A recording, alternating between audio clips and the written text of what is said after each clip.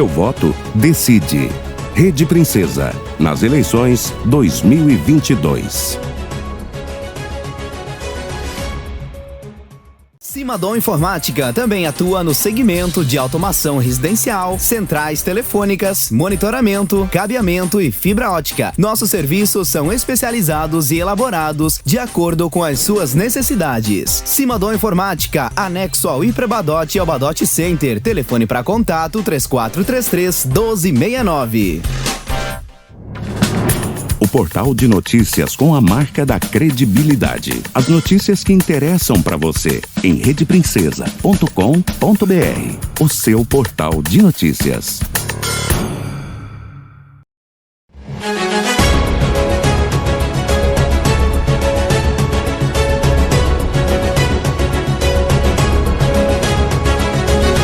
Seu voto decide. Rede Princesa, nas eleições 2022. Seu voto decide. Rede Princesa nas eleições 2022. Um ótimo dia para você. A gente retorna a conversa com os nossos especialistas e hoje o nosso convidado é o professor Edivan Júnior. Ele que é professor de Economia e Finanças na UNOESC e está em Chapecó. Conversa com a gente via internet. Professor, bom dia. Olá, bom dia, Guilherme. Bom dia a todos os ouvintes da Rádio Princesa de Xanxerê e região. Então vamos conversar um pouco sobre economia e a visão que essa ciência tem acerca do contexto que a gente está vivendo nesse momento, Guilherme. Professor, quando a gente fala sobre eleições, há uma grande preocupação de como vai ficar a economia, porque os investidores, o mercado internacional fica de olho nisso. E isso acaba pesando diretamente na economia nacional e, consequentemente, no bolso de quem está nos ouvindo agora. É isso? Perfeito, Guilherme. Perfeito, ouvintes. É uma preocupação constante da população brasileira e, como vivemos no mundo globalizado, os outros países também olham para o Brasil como, inclusive, uma alternativa de investimento. Então, os principais desafios da economia para o próximo ano, para os próximos meses, são os desafios clássicos existentes, como a redução da inflação, a redução dos juros, a redução do desemprego, o equilíbrio do câmbio e, por consequência, o aumento do PIB. A inflação, ela dá amostras pelos números oficiais que estão sendo divulgados de que será reduzida, está reduzindo nos últimos tempos, principalmente nos últimos meses, e o Banco Central também sinaliza, por meio do seu relatório semanal, que ela vai reduzir até dezembro e continuará assim no ano de 2023. A consequência ou o motivo dessa redução é justamente a redução da taxa básica de juros do Brasil, que é a taxa Selic. Aliás, a Selic é um dos principais mecanismos de redução da inflação. Então, à medida que o governo aumenta essa taxa básica de juros, a tendência é que a inflação diminua, porque o dinheiro acaba ficando mais caro para a população. Aliás, a taxa básica de juros é aquela que norteia tanto as taxas dos créditos, dos financiamentos, dos empréstimos, quanto as taxas de aplicação, para quem é superavitário, para quem tem dinheiro para emprestar, acaba sendo beneficiado com o aumento das taxas de juros, como é o caso que nós estamos vendo agora. Outro desafio também é a redução do desemprego. Os últimos números dão conta de que o desemprego está reduzindo, isso é um sinal de aquecimento da economia, e com a redução do desemprego são mais pessoas empregadas, mais pessoas recebendo renda e consumindo e provocando, então, o aquecimento da economia. A redução do câmbio, ainda a gente tem um câmbio considerado elevado para o nosso país, para os padrões do Brasil. Economistas defendem, a teoria defende que um câmbio ideal para o Brasil é algo na faixa de R$ 4,60 a R$ 4,90, ou seja, que o brasileiro dispense e gaste entre R$ 4,60 e R$ 4,90 para comprar um dólar. E tudo isso, com essas reduções, com esses ajustes, esses equilíbrios, Guilherme e ouvintes, a tendência é o aumento do PIB. Aliás, os números oficiais já vêm indicando o aumento do PIB para 2023. Professor, nessa celeuma de eleições, a gente vê candidatos dizendo que há 14 anos atrás era melhor e outros candidatos dizendo que como está hoje é o ideal, que a economia apresentou bons resultados, que mesmo com a pandemia o Brasil conseguiu reagir.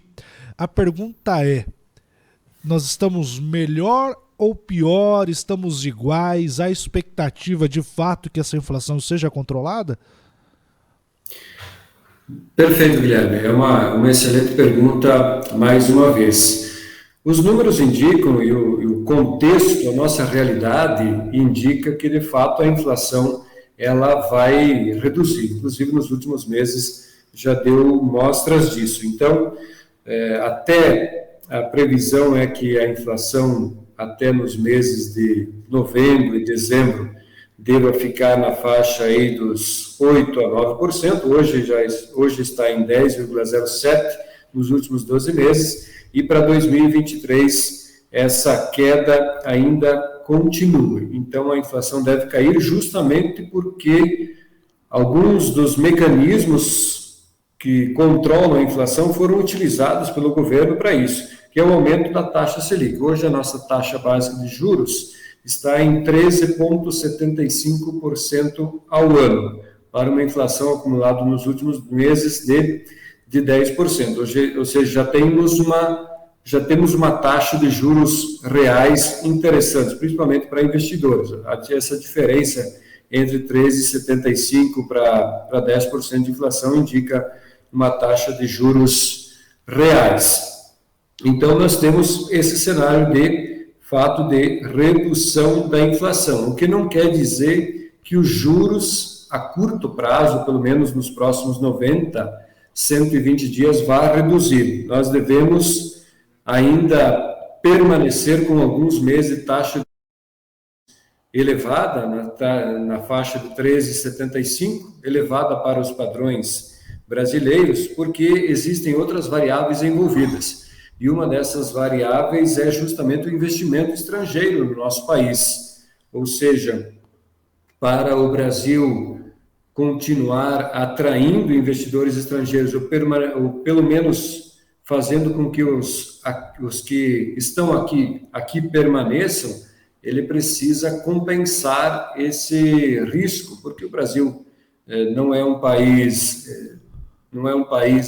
considerado desenvolvido nos patamares europeus e americanos, e por não ter essa condição, por não ter esse critério, precisa compensar os investidores estrangeiros de alguma forma. E para compensar os investidores estrangeiros, uma das formas é mantendo uma taxa de juros elevada. Assim, o dólar, principalmente o dólar americano, o euro, permanece no nosso Brasil e o câmbio fica, de certa forma, equilibrado, porque a gente sabe que o dólar ele é um dos responsáveis pela inflação no nosso Brasil.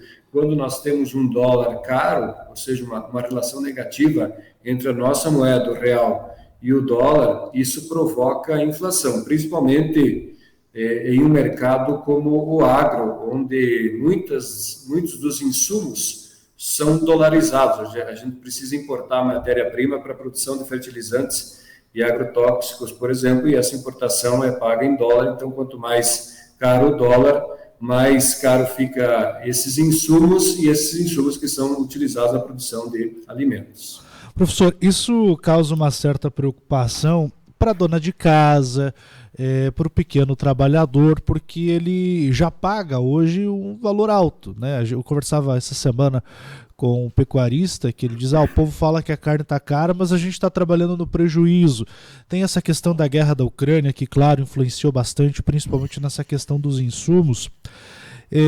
Para o próximo presidente eleito, o que ele vai ter que fazer para driblar essa situação e conter essa questão, para manter a inflação, para que não suba acima dos 10%, dos 10 pontos, e também para que os investidores permaneçam no Brasil? Perfeito, perfeito. O próximo presidente, independentemente de qual for, tem esse desafio de controle da inflação, da diminuição do desemprego. E aqui, dentro da teoria econômica, a gente sabe que temos esse dilema, ele é eterno. Esse dilema é eterno, ou seja, se subir a inflação, a tendência é de desemprego, porque a inflação ela desaquece a economia. Se a inflação cair, a economia aquece novamente e há oferta de emprego. Então, é um dilema eterno. O desafio do próximo presidente é justamente manter a inflação em níveis equilibrados. Para um país como o Brasil, a inflação, uma certa quantidade, uma certa dose de inflação, ela é necessária e benéfica, porque o país, não só o Brasil, mas outros países que estão na nossa condição de países em desenvolvimento, precisam de uma dose de inflação para continuar fazendo a sua economia crescer, porque a inflação, a gente sabe, é o aumento de preços ou a desvalorização da nossa moeda. Nesse caso, estamos falando de aumento de preços das mercadorias. Esse aumento de preços faz com que o PIB aumenta, faz inclusive com que a receita, o faturamento das empresas aumente, e com esse aumento, com o aquecimento da economia, com a economia dinamizada, é possível que a renda do cidadão também seja elevada, pelo menos para acompanhar, de certa forma, se não integralmente, mas pelo menos parcialmente, o crescimento da inflação e assim manter o poder aquisitivo da moeda na mão do brasileiro e ele continuar consumindo, porque nós somos um país de consumo e dependemos do consumo da população para fazer a nossa economia crescer. E, de fato, a dona de casa, o empresário, tem essa preocupação, porque em algumas oportunidades, em algumas situações, a renda da família, a renda da dona de casa, ou até o faturamento do empresário não acompanha os níveis elevados de inflação que nós estamos vivendo. Então, o desafio do nosso presidente justamente é manter a inflação em níveis equilibrados, de modo que não seja uma inflação tão baixa que provoque um superconsumo e a inflação volte logo ali na frente, e também não seja uma inflação tão exagerada, tão fora dos padrões, de modo que o consumo caia e assim a economia desacelere, Guilherme. Professor, a gente teve agora no mês de agosto uma redução no preço da cesta básica no Brasil. Tivemos aí a diminuição no preço do combustível que sai das refinarias, que consequentemente diminui o valor na bomba. E foram vários, 3 ou 4 reduções no valor do combustível. Tivemos aí a ampliação do Auxílio Brasil de R$400 para R$600. Mas o povo quer saber, depois das eleições, isso para ou continua? Ótima pergunta. É uma pergunta com um certo grau de dificuldade para responder, porque o risco de não ser assertivo é grande. Mas existem alguns elementos. A primeira coisa, para se manter os auxílios para o ano que vem, é preciso que isso conste no orçamento da União. É preciso que isso conste lá nas previsões de despesas do governo federal. O segundo ponto que nós temos que observar é que já há muito tempo, há alguns anos, o nosso Brasil, vive um arroxo fiscal. O que é um arroxo fiscal? A gente pode utilizar como analogia uma família que tem renda de 5 salários mínimos e ela traça como meta não gastar mais do que esses 5 salários mínimos. E com a inflação, nesta analogia que estamos utilizando, é muito provável que os gastos ou eles se aproximem muito desse teto que a família estabeleceu, ou até rompam esse teto. Ou seja, a família, para conseguir manter a sua qualidade de vida, o conforto que conquistou ao longo da sua existência, invariavelmente precisa furar esse teto de gastos. É exatamente isso que o Brasil vive há alguns anos, ou seja, os gastos governamentais, os gastos para manter a máquina pública, para manter o mínimo de infraestrutura, eles aumentaram bastante, e as receitas do governo, em alguns momentos, não são suficientes para dar conta dessas despesas, desses gastos. Por isso que a gente ouve falar na televisão da tentativa de rompimento desse teto de gastos que foi estabelecido lá em 2016. Ou seja, o governo tem este limite para gastar, mas ele vê a necessidade de gastar além desse limite, porque ele precisa fazer investimentos, a exemplo de infraestrutura, investir nas rodovias, investir nos portos, investir nos aeroportos, enfim, fazer os investimentos necessários para que a economia cresça ou ela continue se desenvolvendo. E também as despesas que são inerentes a qualquer empresa, como a folha de pagamento dos funcionários, aluguéis de salas comerciais, energia elétrica, água, telefone e internet, por exemplo. Ou seja, a analogia de se comparar a gestão do orçamento de uma família e a gestão do orçamento de um governo, ela é perfeitamente possível, porque existe uma semelhança muito grande. Ou seja, assim como a família tem receitas e tem despesas, o governo também tem receitas e tem as suas despesas. E a gente sabe, a principal receita do governo são os impostos. A cobrança dos impostos são as maiores fontes de recursos do governo. Professor, Oi. Eu vou ter que te interromper porque o senhor tocou num assunto muito importante, que é essa questão dos impostos. Certo. E entre tantas propostas que a gente tem visto desses mais de 10 candidatos à presidência, uma chama a atenção, que é o imposto único, e outro que se trata da liberação do pagamento de imposto de renda para professores.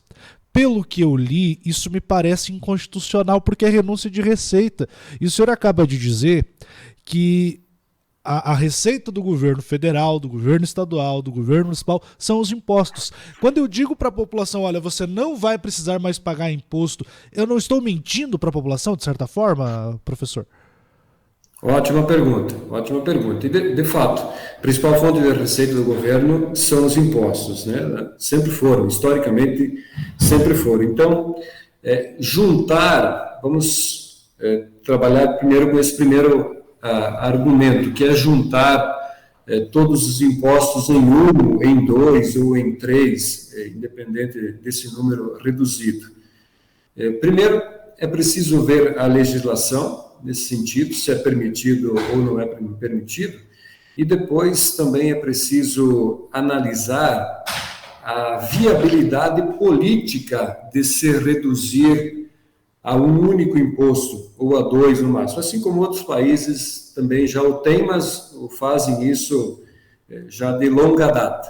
Ou seja, a dificuldade de se estabelecer um único imposto é do ponto de vista político, porque apesar de ser uma intenção de um candidato X ou Y, não está somente na mão dele essa decisão. Ele precisa conversar com o Senado, ele precisa conversar com a Câmara Legislativa, ele precisa conversar com os governadores, precisa conversar com os prefeitos, ou seja, é um emaranhado com um grau de dificuldade bastante grande, porque o Brasil construiu essa malha, essa carga tributária ao longo dos anos, que não é tão simples assim e não é tão rápido assim de se fazer mudanças. Tanto é que é a reforma que nunca sai do papel, né? Exatamente, justamente em função de todas essas variáveis, todas essas pessoas, todos esses processos que estão envolvidos. Então, talvez a ideia é interessante, mas a prática disso não seja tão simples assim.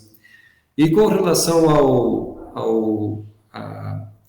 aos professores da possibilidade de não pagar imposto de renda, de fato tem uma questão legal aqui, porque a lei não pode ser seletiva, ela não pode selecionar alguns públicos e isentar ou majorar a alíquota do imposto, ou seja, a lei ela atinge a todos.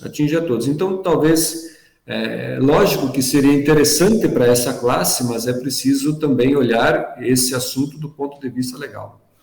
Professor, é de fato um assunto complexo, mas me chamou a atenção.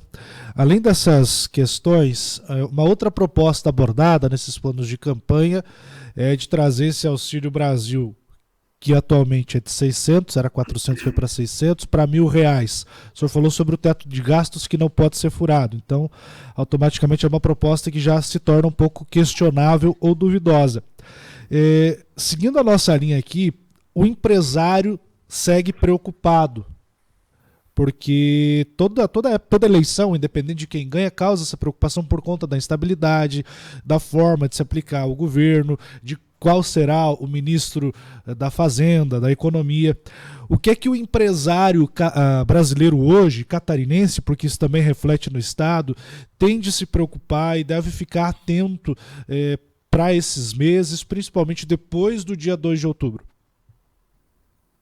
Ótimo, Guilherme, ótimo ouvintes da Rádio Princesa.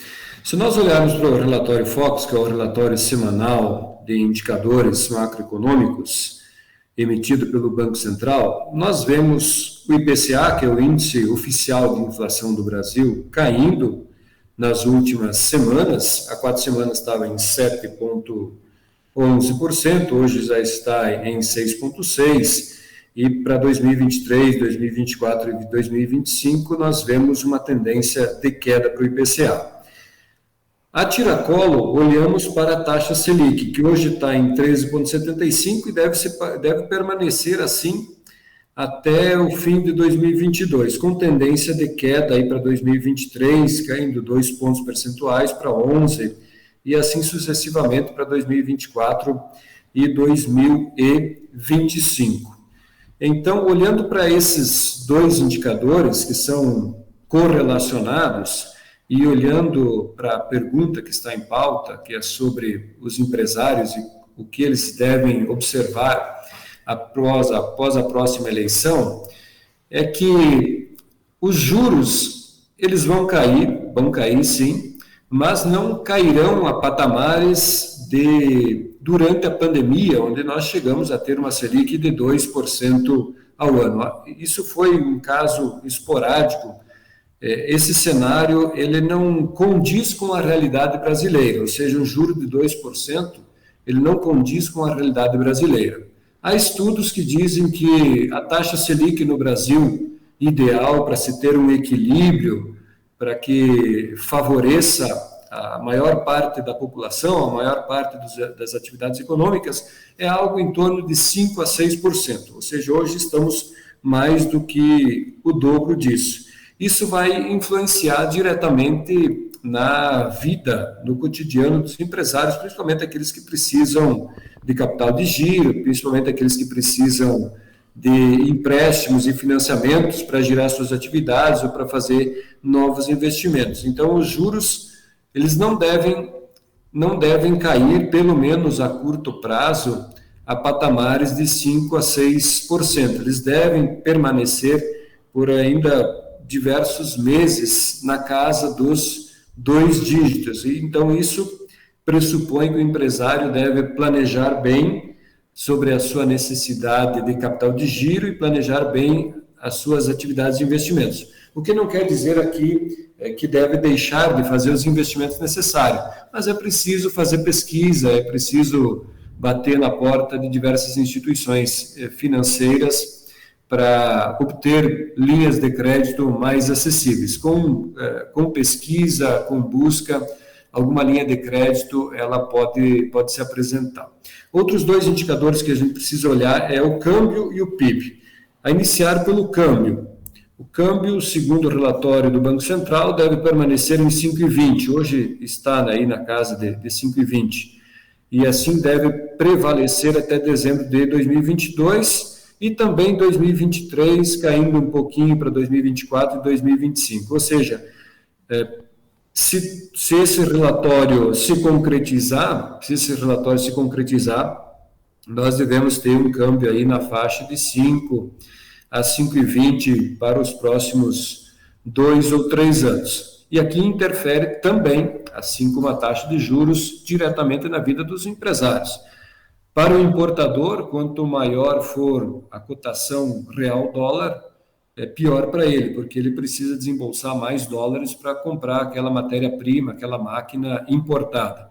Para o exportador, quanto mais alto o câmbio, melhor, porque ao exportar e receber em dólar, então ele consegue comprar mais reais com o mesmo dólar que ele recebe pelo seu produto, pelo seu serviço que é vendido para o exterior. Então, nós temos esse cenário, o que também pressupõe que os empresários devem observar esta realidade para tomar as suas decisões. E o PIB, a tendência é de crescimento.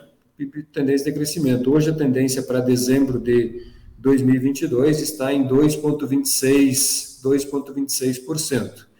Ou seja, se em anos passados aí a gente teve um crescimento de 4,5%, 4,6% positivo e depois no outro ano 4,1% negativo, no cenário pré e pós-pandemia de PIB, agora a gente cresce aí, segundo a estimativa do Banco Central, em 2,2%. E para o ano que vem, nós temos uma estimativa de menor PIB do que 2022, menor PIB. Então, o empresário também tem esta visão aí de crescimento para esse ano, da economia, de crescimento, muito motivado pela queda da inflação, que estimula o consumo, e para os próximos anos é preciso observar os cenários, é preciso observar o crescimento, os acontecimentos, para aí sim tomar as decisões mais assertivas, Guilherme. Professor, uma última pergunta, até porque a gente poderia ficar aqui a manhã toda conversando sobre esse assunto. Em nível mundial, nos principais países, quando um partido de esquerda assume o poder, sendo que o país estava sendo governado pela direita, a gente sente reflexos, assim como quando um partido, o contrário, assume.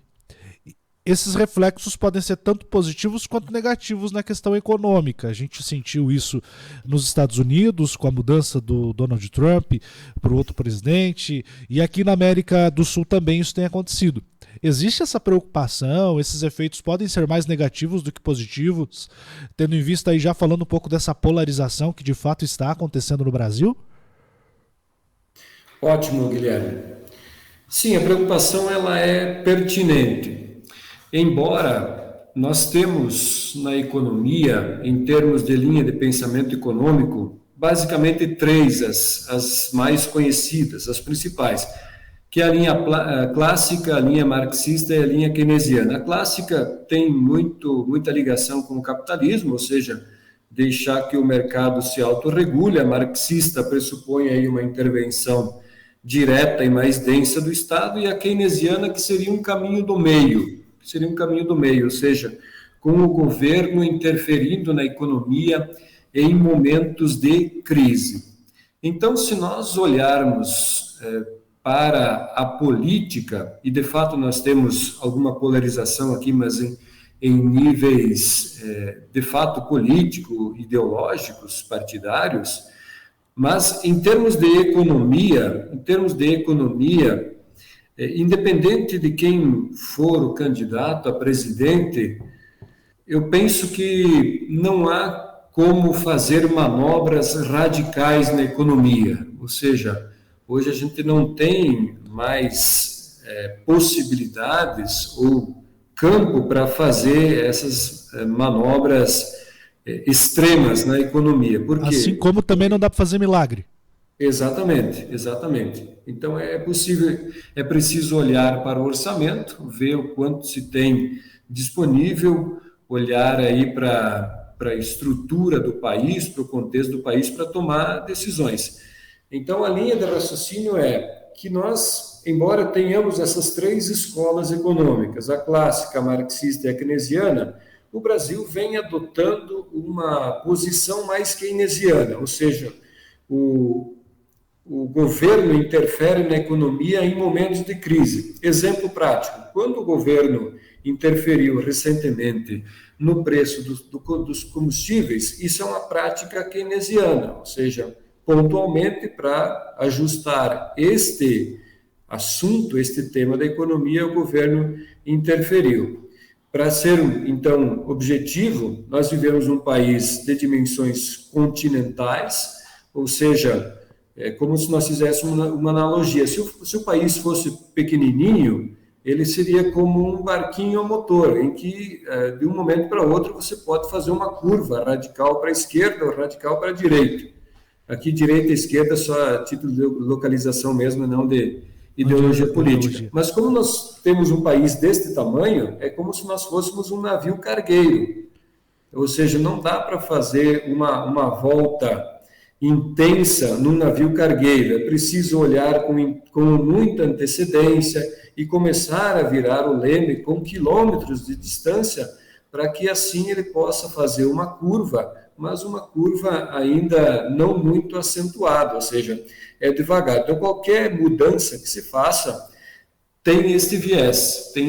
Ela não acontece a curto prazo, você mexer nos juros, mexer no câmbio, mexer no IPCA, os efeitos demorarão meses para surtir, para fazer, de fato, para parar no bolso do cidadão como um benefício ou até como um não benefícios. Então, há muitas variáveis a serem consideradas nesse momento. A mensagem é que mudanças podem acontecer com o candidato A, com o candidato B, C ou D, mas não serão mudanças radicais e, como bem disse o Guilherme, milagres também não acontecerão. Tá certo. Professor, muito obrigado pela sua participação e por disponibilizar esse tempo aqui para a Rede Princesa para esclarecer essas dúvidas aí para o nosso ouvinte. Ótimo, Guilherme. Eu que agradeço pela oportunidade. Obrigado a ti, obrigado à Rádio Princesa e a todos aqueles que ouviram e ouvirão esse programa. Nós conversamos com o professor Edvan Júnior, ele que é professor de Economia e Finanças na UnoESC, Xanxerê e Chapecó, trazendo alguns pontos importantes que você, eleitor, deve analisar na hora de ouvir as propostas do seu candidato. A gente desmistificou aqui alguns assuntos e, principalmente, colocou à prova outras propostas que podem não ser tão viáveis assim. Por isso, mais uma vez, a gente reforça o nosso compromisso, porque aqui o seu voto decide. A gente volta no próximo sábado. Rede Princesa nas eleições 2022.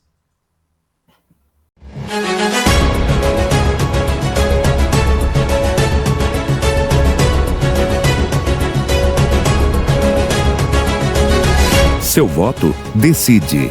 Rede Princesa, nas eleições 2022.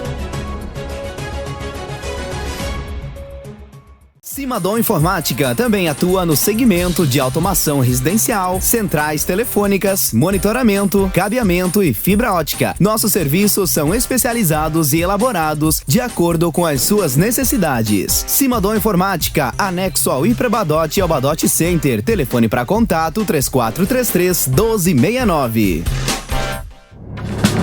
O portal de notícias com a marca da credibilidade. As notícias que interessam para você em redeprincesa.com.br. O seu portal de notícias.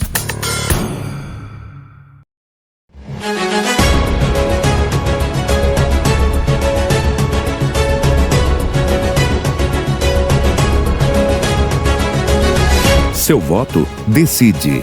Rede Princesa, nas eleições 2022.